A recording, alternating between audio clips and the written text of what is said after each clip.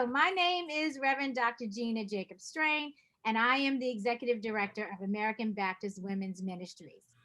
And I am Reverend Lethalma Yenvita, Associate Executive Director of American Baptist Women's Ministries, and we are your co-hosts for Iron Sharpens Iron Table Talk. Iron Sharpens Iron is our Women's History Month program. AB women leaders, partners, and friends will be sharing their Iron Sharpens Iron moments and advice. Be sure to tune in every Monday at 12:30 p.m. Eastern Standard Time for our talks. Please share your Iron Sharpens Iron moments in our Facebook comments. We look forward to hearing from all of you. So, we are super excited today. We have three esteemed guests.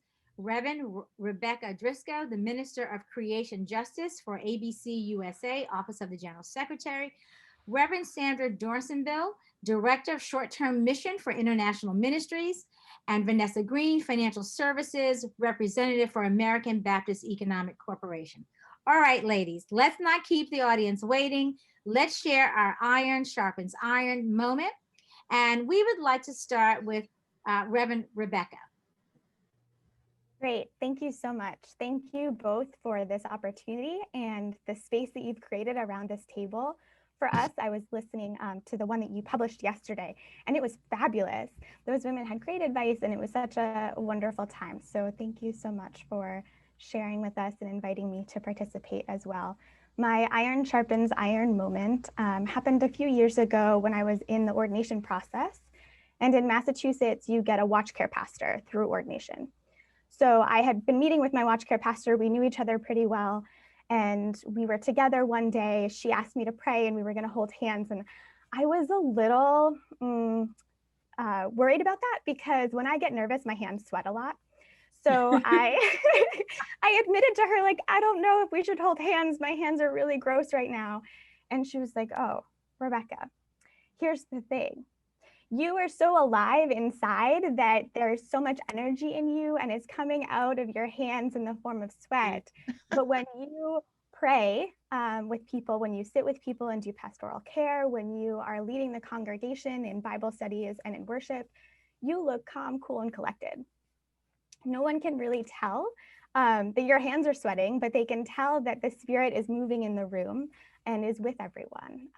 And so she said, you're like a duck who's paddling under the water, but you look calm, cool, and collected on the surface. And so I've carried that with me as an Iron Sharpens Iron moment because the perspective that I had about something was very negative, but someone else's perspective of that really made it more valuable. And there's so many different things that we have in this world that we see in different perspectives. And, where do we see that where we ourselves might not find it valuable, but someone else finds it really valuable? And where can we help someone else see the value in themselves or their actions? That's such a great sharing because you were willing to be vulnerable and share something personal that someone else was able to turn around for you, right? You could have just, you could have maybe said, I'm not comfortable holding hands, but not said why. And that may not have invited the same kind of exchange. So there is something sometimes that we open up ourselves in a way that we can be vulnerable and be transparent to allow someone else to share their perspective, right? So, I have similarly when I get nervous, my hands sweat. And so, but that was a great way for her also, I think, just to give you ease. Right. And to affirm your calling and anointing. And so that's pretty awesome. Yeah, for me, it made me think about the power of reframing and telling a story in a different way, because you perceive that, as a weakness of some sort. But I love how she described it as you have so much energy flowing through you that is coming out of your hands. And so I just think the ability to reframe is such a gift and it's a strength and a power. So kudos to that watch pastor that reframe that for you. And I hope that, we are given opportunities to reframe things for people that will empower them and permit them to flourish. So thank you so much, Rebecca, for sharing that wonderful story. Reverend Sandra, will you go next? Sure, I'll be happy to. Thank you. Thank you for inviting me. And thank you, Rebecca, for your story. My story is really about accompaniment and friendship that we have, that we hold. And it's really in honor of a college friend of mine. It's a 40-year friendship that we've had, and how we have negotiated life and life situations, and how God has presented God's self into our various stages in life, and become mother, and now about to become grandparent as well. But just the steadfastness of having a friend, having truly living, you never know who sits beside you, and the angel that God sends. And there was a time when, it was a very difficult time for me, when in between jobs and all that. And she kept truly being my steady hand and saying, we continue to tithe. We continue to be the ones that God has called us to be, no matter what. And I will be there with you. And I just treasure that. I really, and I try, myself, to just pass that on to others. But that 40-year friendship is it's just amazing, because we truly have gone through all the storms. We've gone through the ups and the downs and the joys and the challenges, but the steadfastness. And, we hold each other's rock, so it is powerful for me. Yeah. So thank you. Thank you. I'd like to note that Reverend Sandra and I met several years ago in a clergy connection through Nehemiah Leadership Network. And, all these, you meet people, you never know if you're ever going to see them again. And I didn't know all the connections, where people were coming from. And then we both ended up in denominational work. And that was kind of funny. Our paths crossed. Yeah. Then we kind of went separate ways, and then we came back. And certainly it was a welcome for me coming to the national office and saying, wait, there's actually somebody here that I know. There's a familiar smile, huh? There's a familiar face here. Yeah. But also just, the strength that we have in friendships, right? Friendships are like treasures, I feel, or like, are like the gifts that just keep opening up as you talk about this 40-year friendship. And being friends over an extended period of time, and life happens in that time, and there probably are experiences, and iron sharpens iron, opportunities again and again and again that you have in a 40-year friendship, and that's really pretty awesome. To have someone that is steady in that way, and someone that you can be honest with, someone that you can share your stories with in the fullness of what they are in that season. Yeah. So thank you so much, Reverend Sandra, for sharing that with us. You're welcome. I wanted to say, Rev, that your story reminded me of what theologians say, like to call the ministry of presence. Like her presence in your life made such a difference, and that sharpened you, because then we try to be present in the lives of other people that we love. And it also, like what you said, like she said, we still tied, she was recalling who you were in those moments that are very unsettling for us, that cause us to shift when you don't feel as grounded. But she's like, this is who you are, no matter what comes your way. And so that is a sharpening moment for us, to be reminded of who we are in the midst of our suffering. That's what I heard. And so I that was just so empowering for me to think about, to hear from your story. So sometimes we need those reassuring words. Yeah, we do. Even because in our hearts we may know it, but sometimes you need somebody to speak that wisdom into your being. To truly see and to allow for our vulnerability to show and to be okay. Because you are held, you're truly held by God's hand and God's angel, and that, it is still powerful. And we can, there are some moments that we can laugh, and we know what we mean with some laughter or even some comment, because it brings us back to 25 years ago, or to, but that sharpening of iron, Reverend Lethelma, you say that we're constantly being molded. And so it is precious. She is precious. We're precious for each other. And that's something very special with just in general, and especially in this day and age, to be able to say that you have a friendship of that just in itself, the essence of having a friendship with so many years behind it. There's no true value of friendship anymore. And, just in general, like you said, you can look at each other and, make an eye gesture or comment or, just laughter, and it takes you back to something like that's not there anymore. I see my daughter, who's 24, struggle all the time. Like, I'm like, her friends are like, revolving, revolving door. And I'm like, my goodness, no one just have, like, to have the true friend, just someone that you don't have to worry about it, just can build you up and hold you and you hold them, and they're in the good times and they're in the bad times, and, just everything across the board. That value just is not there in this newer generation. And they're just like, okay, I'll get somebody else. Moving on, it's just, so that's pretty awesome. For me, that's pretty awesome. Thank you. Yes, it's like, Vanessa, you reminded me of a saying that we just want to sit with each other, and just be still. And there are times when she would call and say, I have a word for you. And I would drop everything. I could be in the middle of cooking. It's like that turns, because I know God has spoken, God has revealed, and it's the same thing, or, I would reach out to her children and say, okay, should we be really behaving this way?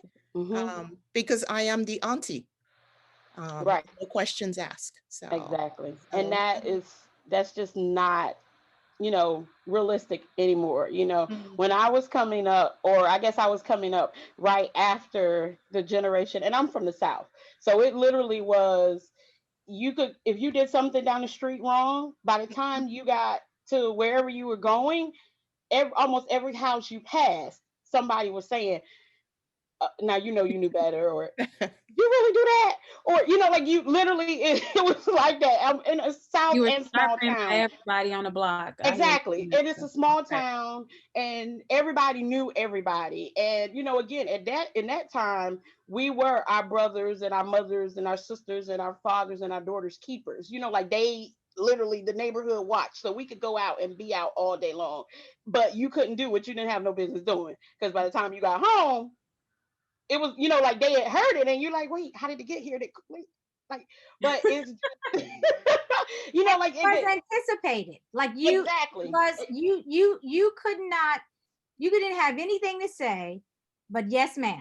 Yes, ma'am. Right? Because it was anticipated that you were going to get feedback. You knew from everyone. I grew up in New York City, and it was it was assumed that you were going to get feedback from everyone. And while we were in the North, my mother had family in the South. And then it was also, then my aunts would call and say, now, what were you thinking when such and such happened? And I'm like, do you have to tell everybody? Everybody. But they had their own set of, their own set of ways that they communicated. And so I think that is and I think we still can have that. But I think we have to be very intentional about how we extend ourselves, and about how we make space for people. So Vanessa, why don't you tell us about your Iron Sharpens Iron experience? My Iron Sharpens Iron experience, I guess I was blessed with my iron, as I say, at birth. Is my maternal grandmother. She's one of the strongest women that I've ever, just encountered in life. And she had this just amazing spirit. And she always had a nugget for, everything there you did, like she had just like a little notion, or a little nugget for that. But I can't give you everything of her, but she was my iron. And the Lord blessed me with this personality that him and I still at 43 talks about. And just so I make sure it's in the right place, because I do recognize that it's a personality that is not meant to be kept to myself.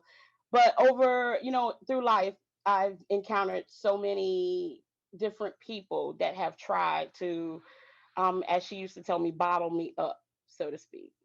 And she would always remind me that I am uniquely made. And, that if I was intended to be in a bottle, I would have been in a bottle. So don't let anyone put me in a bottle and make and mold me to be something that I'm not. I Mhm. have a voice for a reason. A room is deafening when I'm not making a sound for a reason. That's one of the things she used to tell me. I've had people in life tell me as I've gotten older, but yeah, even as a young girl, she would say, Vanessa, it's very silent in this room. Is everything okay? Mm. Are you okay? It's very silent. She used to call me her category 5 hurricane. Like if so I was the silence, before the storm. If I shut down or something wasn't right and I shut down, she was like, okay, my category 5 is coming. Let me prepare. What is the problem? But for me, that has always been just like she's just been my iron in life.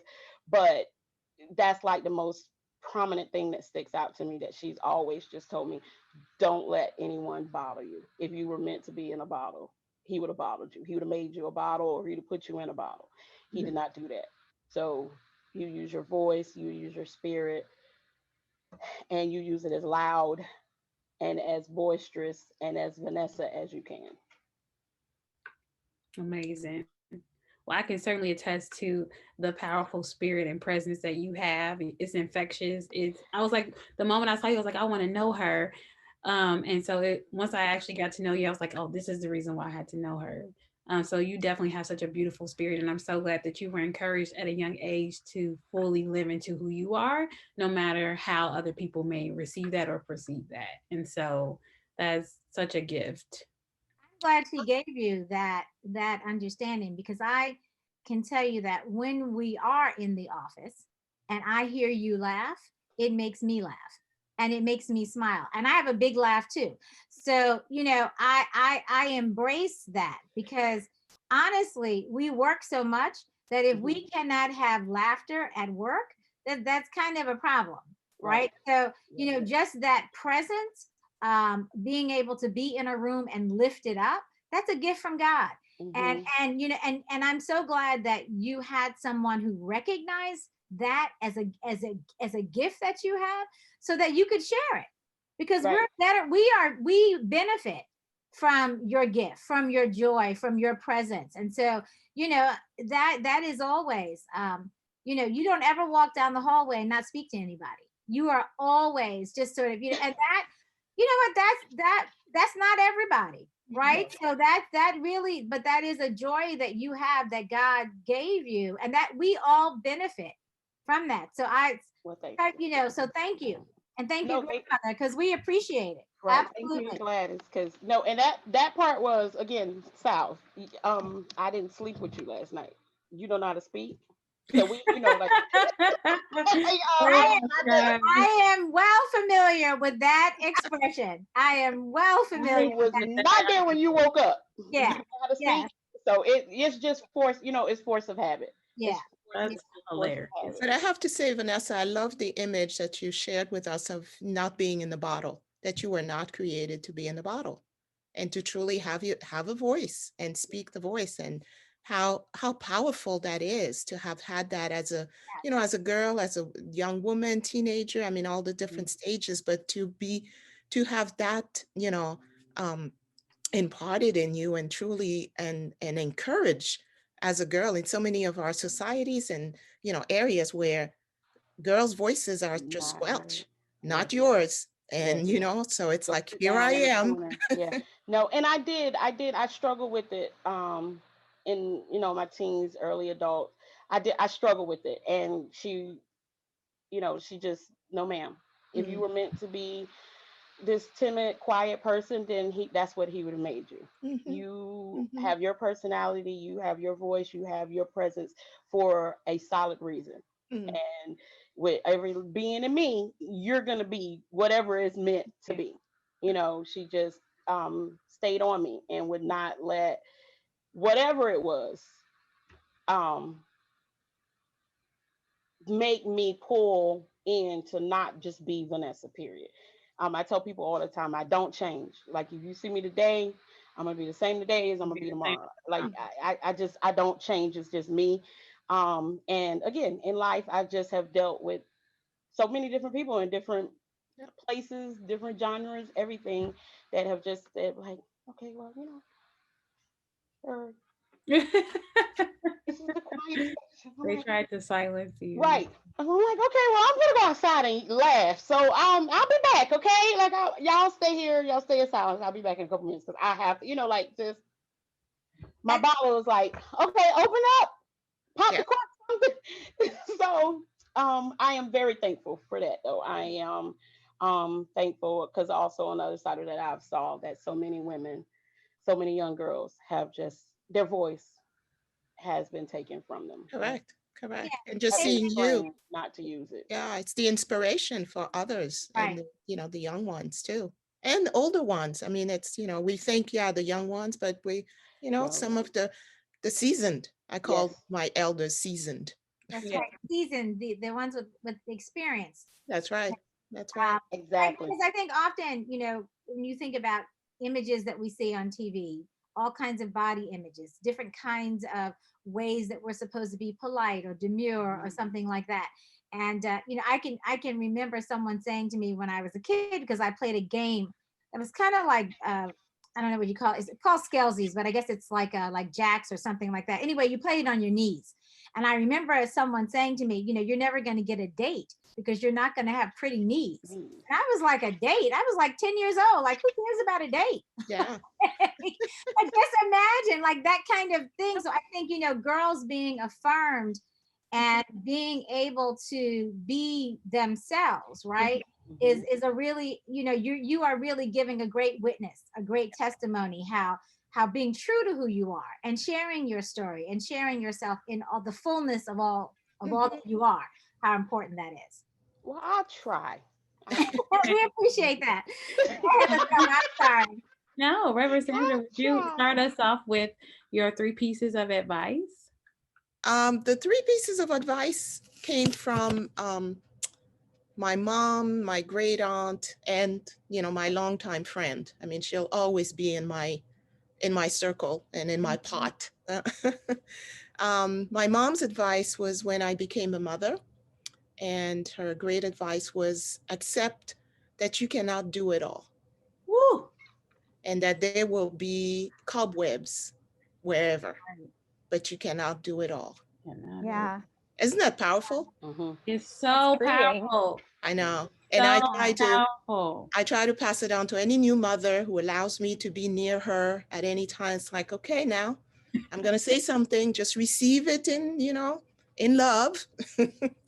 And then the other one was from my great aunt, and her was, know the shoes you are, that the one God has asked you to wear, the shoes that God has asked you to wear, know them well, and learn to dance with them. This great aunt was always dancing. She always had music in her step and, and grooving and all that, but it's like the knowing of who you are, and be willing to be who you are, but have fun with that. Yeah. And then the third one is from, that good friend, that 40-year friendship that I have. It's just be still and receive.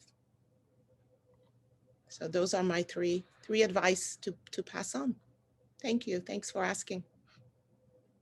I really like how you talk about dancing and being still, that we need both, that both of those things are important for us to be truly who we are and to embody God in our lives. Rebecca, you want to keep going and give your 3 pieces of advice?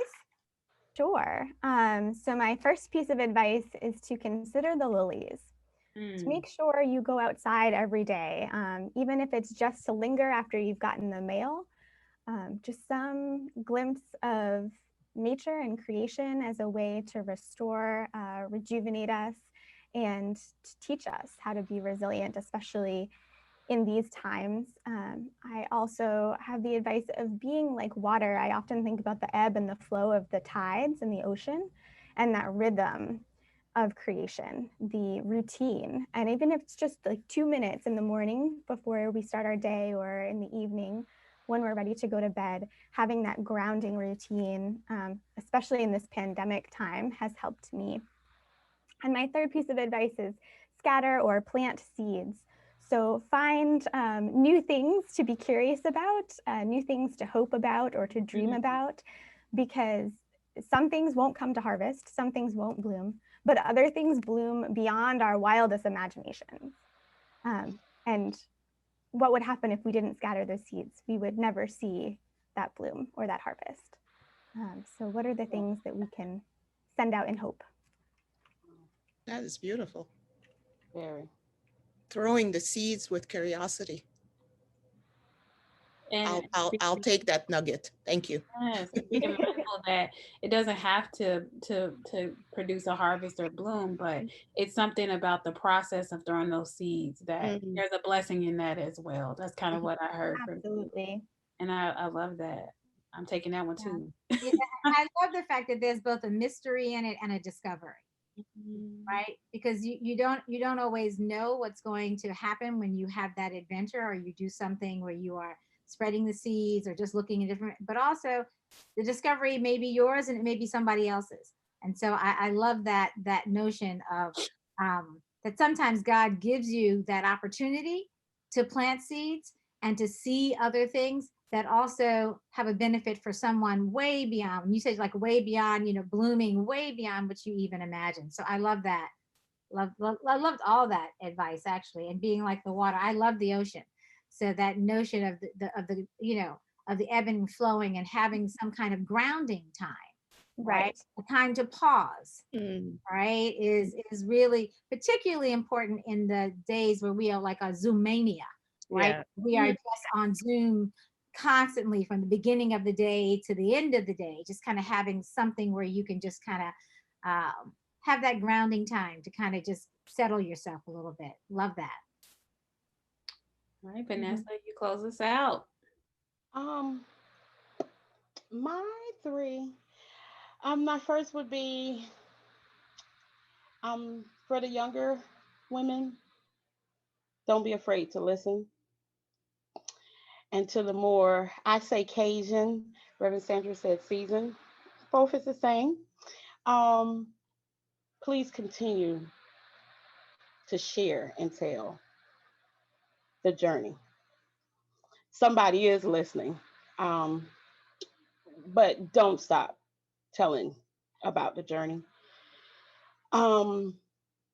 Also, love yourself. Know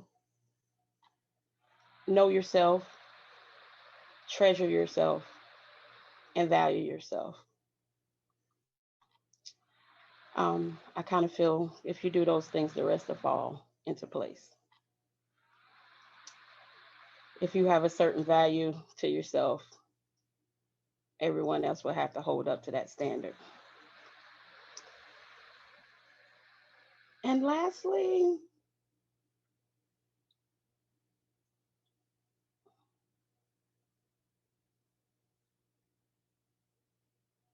never be ungrateful.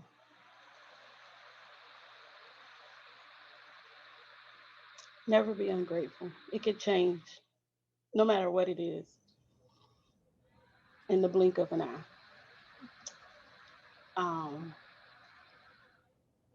Especially for the younger generation, stop thinking that moment is the end all of everything. It's not. Such important advice. So important. But that moment is not the defining moment for you. And I think that for young people, they really need to understand that, because they don't always have the perspective that tomorrow something could be different, something could be better, it could be changed. There's new ways of thinking of it, right? So never be ungrateful, but also never sort of give up. That you think that is that moment that you are experiencing, that season that you're experiencing, that God can't change it, and that it can't, and that it's forever. That it can't be different. I so appreciate. I so appreciate that. Yes. Well, we And I are. also appreciate, Vanessa, that you're inviting us to focus on self-love and self-compassion, because so much of the young girls and all think of what's in the magazines, what so and so is doing and all that stuff, but forgetting that God has made you uniquely you. And it's just not being taught. Right. It's not being taught anymore. Again, I have a 24-year-old, so I'm like right in the middle of the Kardashian and the whatever, Right. the babies and the whatever it is, the stallions or whatever. So I'm struggling to help her to stay balanced, Right. and just know that if you love yourself, then, and you just know the value in yourself, it'll all fall in place. Yeah, that you're more than enough. You're more than enough. You're more than enough. More than enough. I think oftentimes we think that we are not enough, but you're more than enough. God made you more than. Yeah. Uniquely you and more than. Yeah, absolutely. Absolutely. Absolutely. And if we were all built the same and looked the same and had the same Coca-Cola, as they say, bottle state, what would be the uniqueness of us all? Like everybody's going to the same doctor in Florida to get the same body. Like, so Lord. When y'all are all done and this whole generation looks the same, who is unique in their self? Everybody has the same body. Everybody has the same look. Everybody's trying to portray to be the same person. Yeah. Y'all might as well go to the courthouse and change your names too, and everybody just be named the same thing. So, because all right. I think that this is a wonderful way to end. It's just to remind women of all ages, right? Because even as we age and we get into our senior years, that those feelings of insecurity and self-worth may come up again as well, right? Because you have changed positions in society, right? We know so much of our worth as women is wrapped on how it is in the way that we look. Our society tries to, deem that to be our most valuable asset. But we know that that's not true. But we have to constantly, I think women, no matter what stage in life, have to constantly fight that battle to love ourselves, because there's so many different scripts and narratives that are trying to tell us otherwise. And so on that note, we just want to thank you all again so much for sharing your stories and being vulnerable and sharing what was closest to your hearts. We would love to hear to our audience how you enjoyed this conversation. Please share in the comments and keep up with what's happening with ABWM by visiting our website at abwomensministries.org. Also, in the next slides, check out our upcoming events, and we hope to see you there. And now I'll turn it back over to Gina to share some closing words. So I just want you to know that we appreciate you. We appreciate your wisdom, your thoughtfulness, your time today. We appreciate those who will be listening and taking and pausing with us to hear your iron sharpens iron experience, to hear the wisdom that you share today. And we pray continued blessings over your lives, over your ministries, over your families, and certainly for those who are joining us.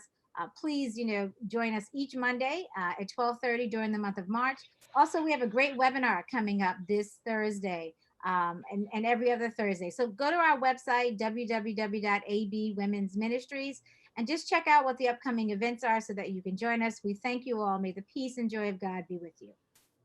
Amen. Thank you.